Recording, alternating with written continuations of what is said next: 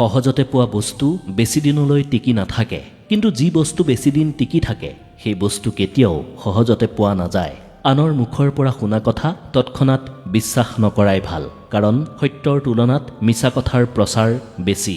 মা শিক্ষিত হওক বা নহওক, পৃথিৱীৰ শ্ৰেষ্ঠ শিক্ষক মায়েই।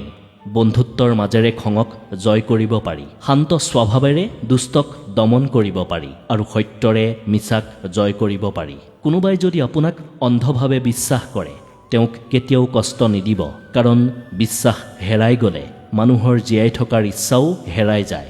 নিজকে ভালে ৰখাৰ দায়িত্ব নিজেই ল'ব লাগিব, কাৰণ বেয়া সময়ত কোনেও আপোনাৰ ভালৰ বাবে চিন্তা নকৰে। পিতৃৰ টকাৰে লাখবিলাস কৰাৰ কোনো আনন্দ নাই, পিতৃৰ টকাক লৈ অহংকাৰ কৰিও কোনো লাভ নাই। আচল আনন্দ তাতহে পোৱা যায় যেতিয়া টকা নিজৰ উপাৰ্জনৰ হ'ব আৰু অহংকাৰ আপোনাৰ পিতৃয়ে কৰিব। হিংসা কৰি আনৰ ক্ষতি সহজেই কৰিব পাৰি, কিন্তু কোনোদিনেই নিজৰ উন্নতি কৰিব নোৱাৰি। জীৱন হ'ল চিয়াঁহীৰে অঁকা এখন ছবি, যাৰ কোনো অংশ ৰবৰেৰে মোহাৰিব নোৱাৰি। এগৰাকী সুন্দৰীৰ কাষত আপুনি দুঘণ্টা বহি থাকক, সময় কেনেকৈ পাৰ হয় আপুনি গমেই নাপাব। কিন্তু যদি প্ৰচণ্ড গৰমত ৰাস্তাৰ মাজত 2 মিনিট খোজকাঢ়িবলগীয়া হয়, এনে লাগিব যেন আপুনি 2 মিনিট নহয় 2 ঘণ্টা ধৰি খোজকাঢ়ি আছে। এইটো অপ্ৰিয় সত্য। নিজকে নিয়ন্ত্ৰণ কৰক, তাৰ পিছত আনক অনুশাসন কৰিব। নিজে নিয়ন্ত্ৰিত হ'লে আনকো নিয়ন্ত্ৰণ কৰিব পাৰিব, কিন্তু নিজক নিয়ন্ত্ৰণ কৰা খুবেই কঠিন। এখন কিতাপ 100জন মানুহৰ সমান, কিন্তু এজন ভাল বন্ধু এটা পুথিভঁৰালৰ সমান। আপুনি এটা চৰাই পোহক, সেইটো এদিন উৰি গুচি যাব পাৰে। এটা কাছ পোহক, সেইটো গুচি যাব পাৰে। কিন্তু আপুনি যদি এজোপা গছপুলি ৰোপণ কৰে, তেন্তে গুচি যোৱা সেই চৰাইটোৱে আহি গছজোপাত বাঁহ সাজিব, কাছটোৱে আহি গছৰ ছাঁত জিৰণি ল'ব। নিজৰ হতাশাৰ বাবে আনক কেতিয়াও দোষ নিদিব, বৰঞ্চ নিজকে দোষ দিয়ক, কাৰণ আপুনি আনৰ পৰা বেছি আশা কৰিছিল।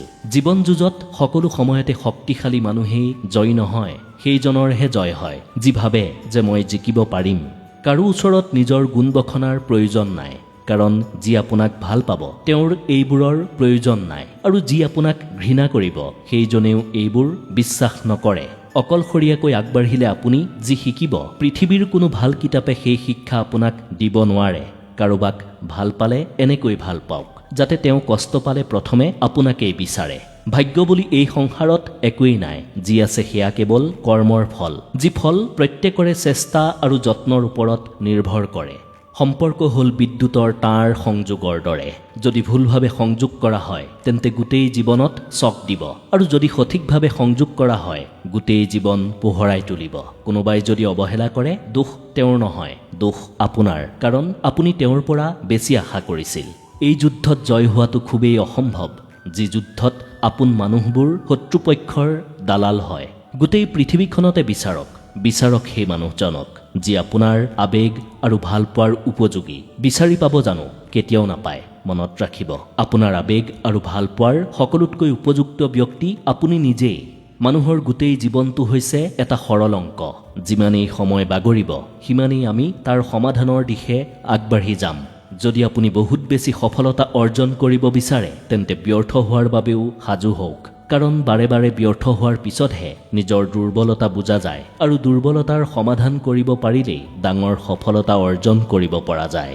যদি আপুনি কোনো এটা কাম কৰিবলৈ অত্যধিক সময় লয়, তেন্তে আপুনি সেই কাম কেতিয়াও কৰিব নোৱাৰে। সেইবাবে বুদ্ধিমানৰ কাম হ'ল চিন্তাত বেছি সময় খৰচ নকৰি নিৰ্দিষ্ট কামটো আজিৰ পৰাই আৰম্ভ কৰা।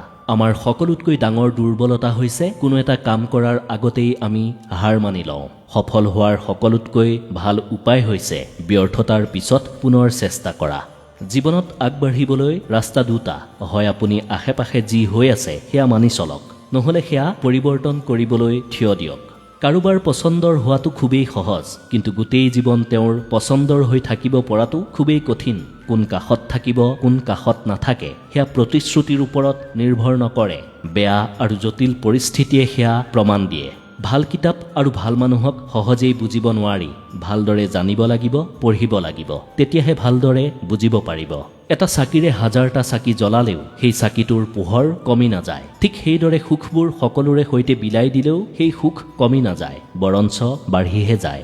আমি সকলোৱে ভাল মানুহৰ সন্ধান কৰোঁ, কিন্তু নিজেই ভাল হোৱাৰ কেতিয়াও চেষ্টা নকৰোঁ। যাৰ নিজৰ কোনো যোগ্যতা নাথাকে তেওঁহে আনৰ সমালোচনা কৰে।